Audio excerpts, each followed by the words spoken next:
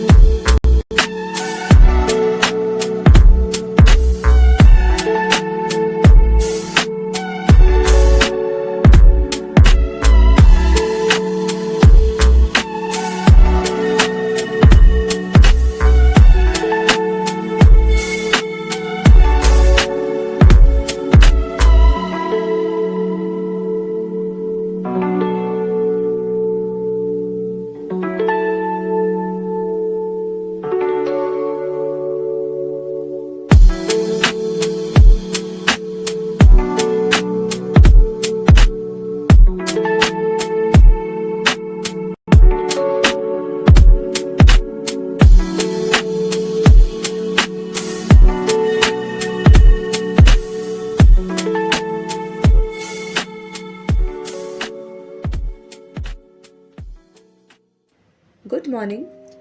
এখন বাজে সকাল 8টা আর আমরা প্রচণ্ড লেট চলছি। সকালের অ্যালার্মটা জাস্ট বন্ধ করে আরামসে ঘুমিয়ে পড়েছিলাম।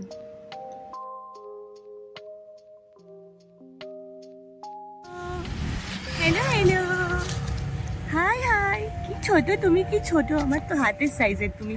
এই যে আমাদের পিঙ্ক বাস আসছে এখন।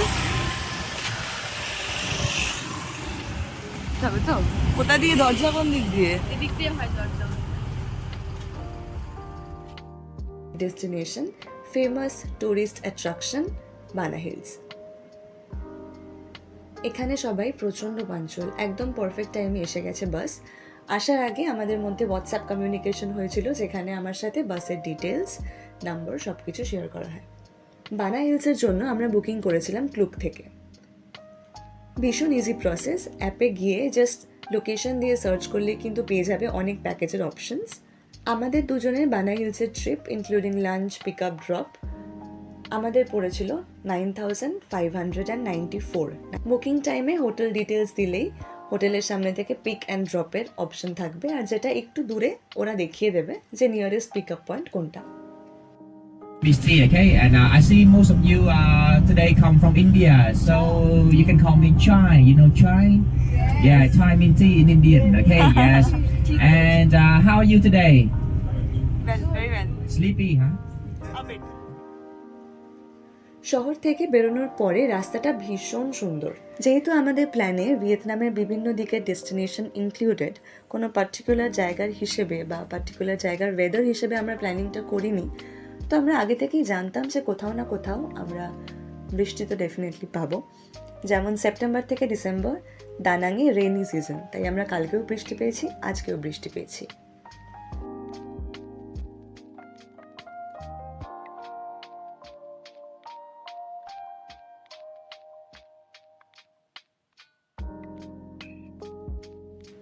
চলে এসেছি বানা হিলসের এন্ট্রি পয়েন্টে। সকাল থেকে তো অ্যাজ সাচ ব্রেকফাস্ট হয়নি, তাই এখানে একটু কফি আর স্ন্যাক্স খেয়ে গাইডের থেকে সব টিকিটস কালেক্ট করে আমরা এখন ঢুকবো। এখন বাজে 9:30। 4টের মধ্যে আবার আমাদের এই সেম মিটিং পয়েন্টে ফিরে আসতে হবে, এই ইনস্ট্রাকশন পেয়েছি আমরা। বানা হিলসের টিকিটে ইনক্লুডেড থাকে golden hand bridge, French village, flower garden, fantasy park, cable car ride. টিকিটে যেমন অনেক কিছু ইনক্লুডেড, ঠিক সেরকম অনেক কিছু এক্সক্লুডেডও। মানে অনেক অ্যাক্টিভিটিস আছে বানা হিলসে যেগুলো টিকিট কেটে সেগুলো এনজয় করা যায়।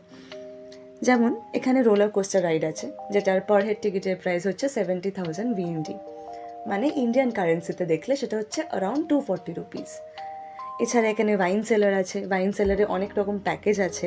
এছাড়া এখানে আছে ওয়্যাক্স মিউজিয়াম, 9D সিনেমা, অনেক গেমস আছে ফ্যান্টাসি পার্কে, অনসাইট ব্রিভারি আছে, এরকম অনেক কিছু আছে। এই ডিটেলসগুলো অন দ্য ওয়ে টু বানা হিলস যখন বাসে করে তোমরা যাবে, ওই সময় গাইড নিজেই তোমাদেরকে বলে দেবে যে কোন কোন জিনিসের জন্য এক্সট্রা টিকিটস অ্যাভেলেবল। তোমরা চাইলে সেটা নিতে পারো, না চাইলে নাও নিতে পারো। এবারে উঠবো রোপওয়েতে, যাবো গোল্ডেন হ্যান্ড ব্রিজে, সেখান থেকেই হচ্ছে স্টার্টিং।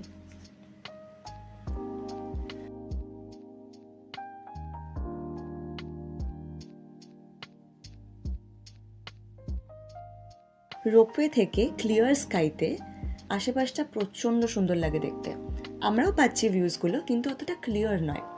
বাট এই মেঘ, বৃষ্টি, কুয়াশা এগুলোর মধ্যে দিয়ে রোপওয়ে করে যেতে কিন্তু ভীষণ ভাল লাগছে, আর প্রচণ্ড ঠান্ডা।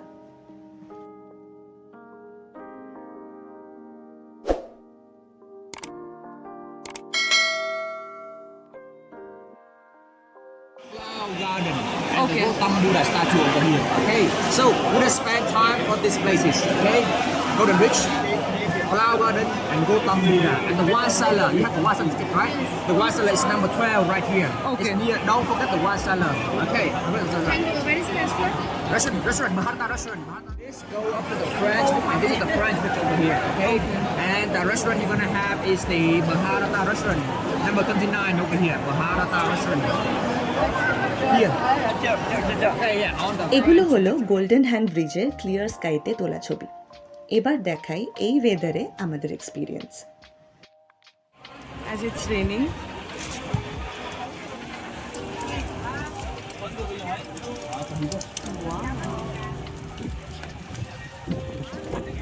বাবা উল্টে যাবো মনে হচ্ছে, ভীষণ ঠান্ডা।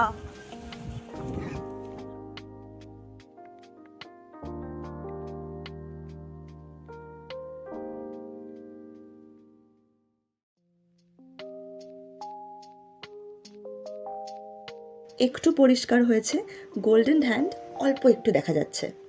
এই ফগের মধ্যে ব্রিজের ওপরে একটা ভিডিও শ্যুট করার ইচ্ছে ছিল, কিন্তু রেইনকোট পরেছি আমরা, আবার বানা হিলসে।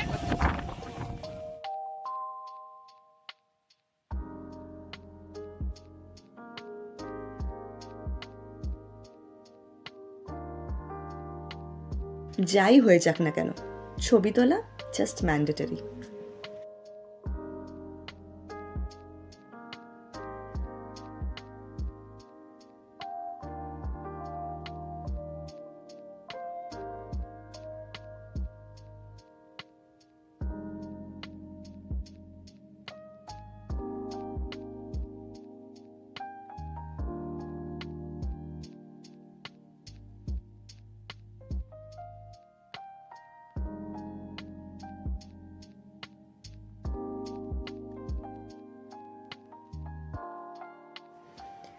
এবার আমরা এসে গেছি বানা হিলসের একটা ফ্লাওয়ার গার্ডেনে। এক কথায় জাস্ট ড্রিমি। এত সুন্দর ওয়েদারে আর এত সুন্দর ব্যাকগ্রাউন্ডে ছবি না তুললে কি হয়, এই ফগি এফেক্টটা প্রচণ্ড সুন্দর একটা ভাইব দিচ্ছে।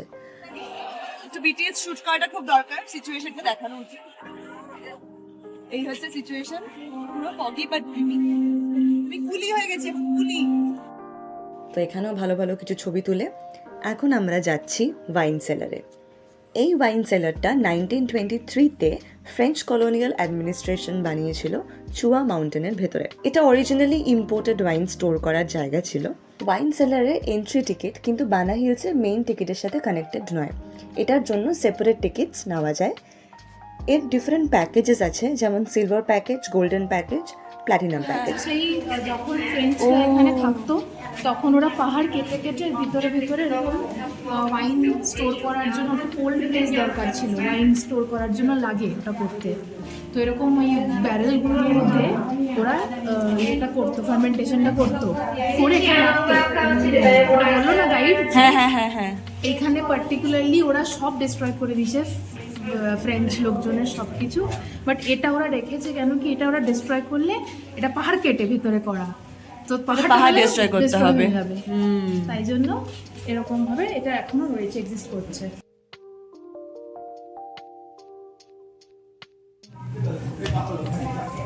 মানে ওয়াইন টেস্টিং এর জায়গা। প্যাকেজের মধ্যে ওয়াইন সেলারটা এক্সপ্লোর করা আর তার সাথে সাথে wine testing included, depending upon the package selected. আমরা সিলভার প্যাকেজে নিয়েছিলাম, যেটার প্রাইস পড়েছিল 100,000 VND, মানে ইন্ডিয়ান কারেন্সিতে 350 রুপিস অ্যারাউন্ড।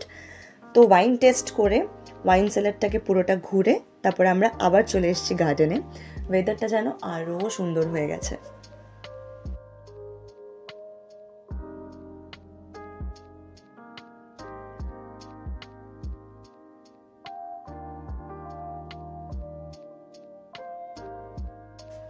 এইটা হলো বানা হিলসের ফেমাস ডান্সিং ডল। তোমরা অনেকেই ডেফিনেটলি এই ডলটার ফটো ইন্টারনেটে দেখেছো। এটার সামনে পারফরমেন্স করা থেকে আমি নিজেকে জাস্ট আটকাতে পারলাম না।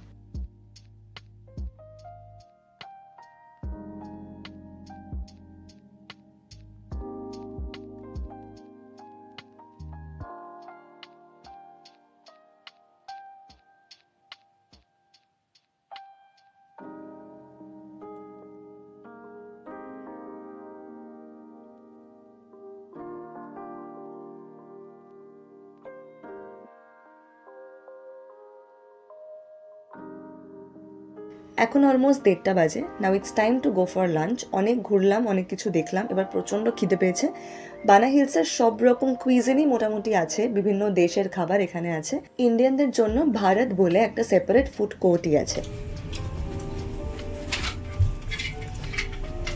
পুরো কেবিনটা পেয়ে খুব খুশি। কিছু দেখা যাচ্ছে না বাট এটা তো বাড়ি বানিয়ে নিয়েছি আমরা।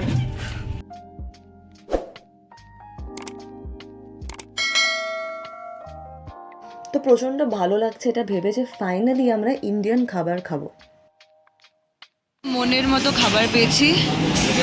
নর্মাল স্টিমড রাইস, জিরা rice, sticky rice with chicken সব নিয়ে নিয়েছি, পনির, চিকেন 65, আলু ভাজা,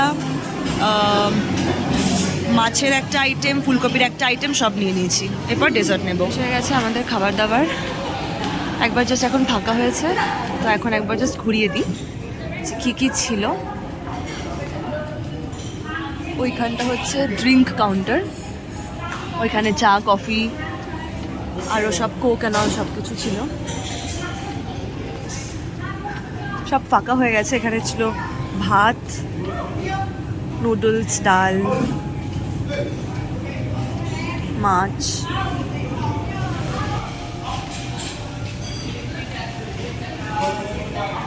স্যালাড কাউন্টার,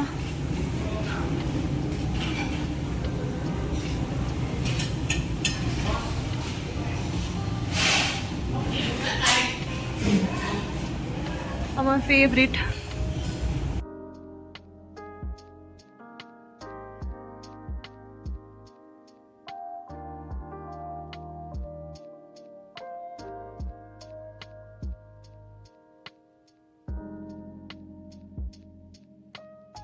পেট ভরে খেয়ে এবারে আমরা চলে এসেছি বানা হিলসের ফ্রেঞ্চ ভিলেজে। এখানে আছে ফ্রেঞ্চ স্টাইল বিল্ডিংস, একটা চার্চ, কবলস্টোন স্ট্রিট, একটা আলাদাই ভাইব।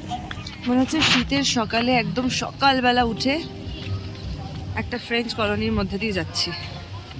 এত কুয়াশা না থাকলে এগুলো ভীষণ সুন্দর লাগে দেখতে, but it's looking nice only. সাহাব কাশ্মীরে পৌঁছে গেছি মনে হচ্ছে। কোথায় যাচ্ছি, কোন দিকে যাচ্ছি, কাউকে দেখতেও পাচ্ছি না। বানা হিলসের লাস্ট আর ফাইনাল স্পট হলো ফ্যান্টাসি ওয়ার্ল্ড। এটা 21,000 স্কোয়ার মিটারের একটা ইনডোর পার্ক। এখানে প্রচুর rides, games, 4D 5D cinema, theme park, অনেক কিছু আছে। আমাদের 4টের সময় মিটিং পয়েন্টে যাওয়ার কথা ছিল, বাট আমরা প্রচণ্ড লেট। এই লেট হওয়ার পেছনে আরেকটা কারণ হচ্ছে এই ওয়েদার। রাস্তা হারিয়ে ফেলছি, বারবার করে একই রাস্তায় চলে যাচ্ছি, সাইন বোর্ডস দেখতে পাচ্ছি না, ভুলভাল রিপিটেশনস করছি। এই করতে করতে আমাদের হয়ে গেছে লেট। বাট হোয়াটসঅ্যাপে গাইডের সাথে কমিউনিকেশন হয়েছে, আমাদের গাইড জানিয়েছে যে সে ওয়েট করছে আমাদের জন্য রোপওয়ে স্টেশনে।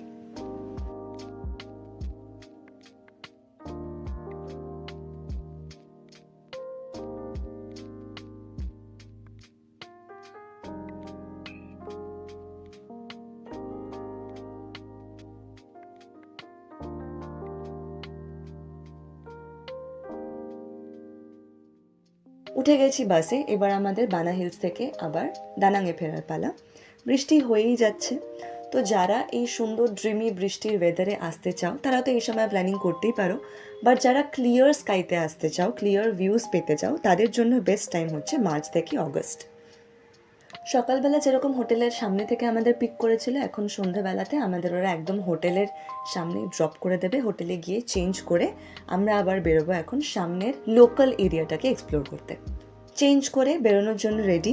বেরোনোর আগে আমি গুগল ম্যাপে একবার পজিশনটা দেখাই। এইটা হলো আমাদের হোটেল গোল্ডেন রোজ। এখান থেকে সোজা যদি আমি ইস্টের দিকে যাই তাহলে কিন্তু মেন রোডটা ক্রস করলেই হচ্ছে সমুদ্র, একদমই বিচের কাছেই আমাদের হোটেল। এই যে হোটেলের অপোজিটে আমরা ফো খেয়েছি, আর এখানে একটা দোকান আছে যেখানে মানি এক্সচেঞ্জ হয় আর জিনিসপত্র পাওয়া যায়, প্লাস এখানে একটা মিনি মার্ট আছে।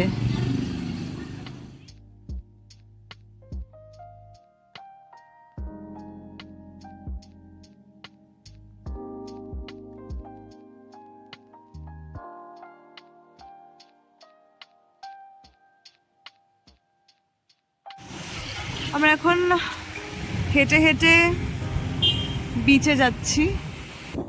আমরা এগোতেই পারছি না, উল্টো দিকে চলে যাচ্ছি।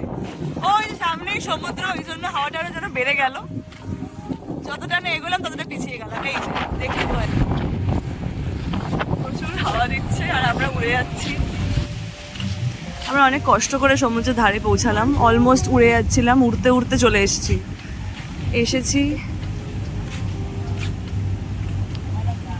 এই যে সব হাই রাইজ বিল্ডিংস। পিচ খুঁজে পেয়েছে, দেবপ্রিয়া দৌড়াচ্ছে। এখন আমরা যাচ্ছি।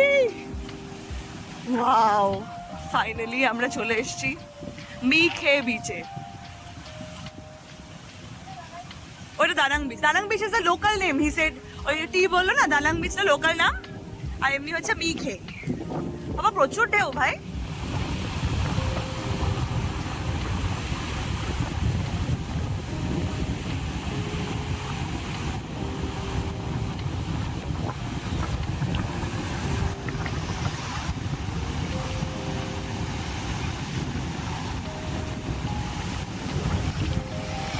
অনেক ঢেউ, জাস্ট বেশি দূর যাস না।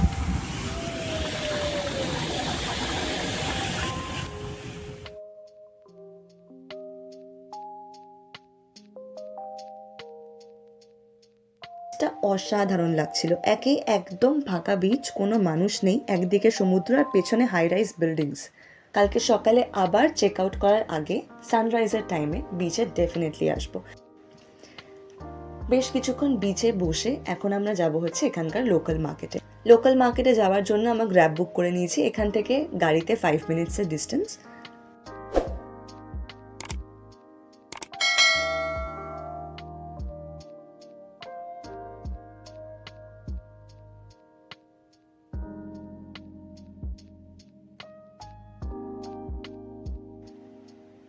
এখানে এসে প্রচুর দোকান দেখে মনটা একেবারে ভরে গেছে। প্রচুর শপিং করেছি, প্রাণ খুলে। ব্যাগ, জুতো, টুপি, চকলেট, সুভিনিয়ার্স, যা পেরেছি আমরা এখান থেকে তাই নিয়ে নিয়েছি। এখানে আসতে শুধু একটাই অ্যাডভাইস, প্রাণ ভরে বার্গেনিং করবে। হ্যাঁ, ছোটো সুভিনিয়ার্সগুলো বা ছোটো গিফটের বা ছোটো কোনো আইটেমের ওপর হয়তো না, বাট যেগুলোতে স্কোপ থাকে সেগুলোতে ইজিলি তোমরা 20-30% থেকে বার্গেনিং করা শুরু করতে পারো। জিনিসটা ডেফিনেটলি 50%-এ গিয়ে থামবে। প্রাণ খুলে বার্গেনিং করে প্রচুর শপিং করে নিয়েছি। তারপরে ফুট ম্যাসাজ নিতে নিতে আমি আর দেবপ্রিয়া ডিসাইড করলাম না, ভাবলাম যে আমরা কি একটু সি ফুড খেতে পারি। হয়ে গেছে আমাদের শপিং, বিশাল হাওয়া দিচ্ছে। আমরা শপিং করে দেখা কি কিনেছি। এসব জিনিসপত্র আমরা কিনে ফুট ম্যাসাজ নিয়ে এখন যাচ্ছি। ভাই এইসব কিন্তু নিস না, মরে যাবো আমি, দেখেই শরীর খারাপ লাগছে। কাঁকড়া অব্দি আমি যেতে পারি। সব সেম প্রাইস। এটা কি দেখো হালকা করে হালকা ঢুকিয়ে। বাবা এটা না রে, हमको माफ करो। এটাই বা কি? এসব জ্যান্ত সি ক্রিয়েচার্স দেখে এক্সট্রিমলি ভয় পেয়ে ফাইনালি ডিসাইড করলাম যে আমরা রাত্রিবেলা ডিনারে ফোই খাবো। তো নাইট মার্কেট থেকে ফিরে গিয়ে সামনের দোকানে থেকে ফো প্যাক করে আমরা হোটেলে এসে গেছি। কিছু না, মাছ ধরে এনেছি, হ্যাঁ, সবজি এনেছি, শাকপাতা, এগুলো এটার মধ্যে দিয়ে খাবো। ফো মেকিং চলছে। এবার ডিনার করে প্যাকিং করে যাব ঘুমাতে। লঙ্কা স্প্রিঙ্কল করলাম, আরও অনেক চিকেন আছে, একটু লেবু। আহা, আজ তাহলে আসি, দেখা হবে নতুন ভ্লগে নতুন ডেস্টিনেশন নিয়ে।